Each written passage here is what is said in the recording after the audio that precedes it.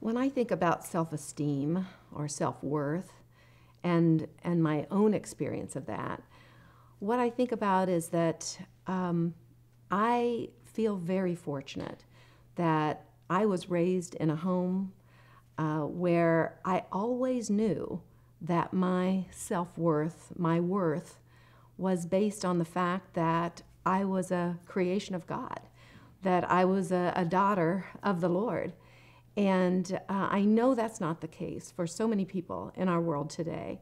And I often wonder, God, why did you allow me this kind of wonderful upbringing from day one, in which I knew that I was worth an inestimable amount because I was your daughter. And I'm not sure why God preserved me in that way and why he allowed me to be raised in that kind of way, except that now I know as I'm called into the pro-life movement, into pro-life work, that I can share that vision. I can share that vision that I know so well from my heart with the girls and women that God sends to us in the pregnancy help movement, and with people who are called into that movement to minister to those girls today, the volunteers and the leaders in the pregnancy help movement. I think one of the visions that we really need to share with them is that these women and girls, they need to know, like I did, that they are made in the image and likeness of God. His image is stamped on each one of us. No child is unintended. It's intended, he or she is intended by God. And so that kind of a vision was very prominent for me in my upbringing. And I knew that sin existed. I knew that I sinned. But I also knew the second part, which was not only was I created in the image and likeness of God, but that God loved me so much that he sent Jesus to die for my sins. So that was the rest of that beautiful story.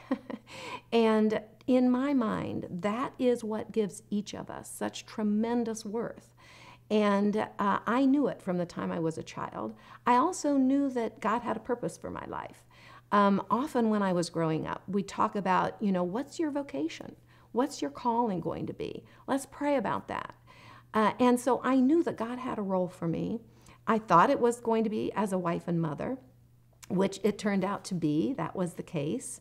But also he gave me a role in ministry, a role that I could serve other people as well, not just my own family. And that was such a blessing to have a ministry role outside of even my own family. And that's what the girls and women that he sent to me and to my husband and me. We started housing pregnant girls in our home in 1975. We were called into the pro-life movement right away on January 22nd, 1973, when I heard that decision announced on the radio. I was driving down the street, High Street in Columbus, Ohio, heard that decision on the radio. Couldn't believe it, because when I was actually in college, a couple years before that in the state of California, abortion became legal in California. And one of my college professors, ethics professor, said, "Mark my words, in 5 years, abortion will be legal all over the United States." And so it was January 22nd, 1973, and I realized that was 5 years from the time that horrible prophecy had taken place.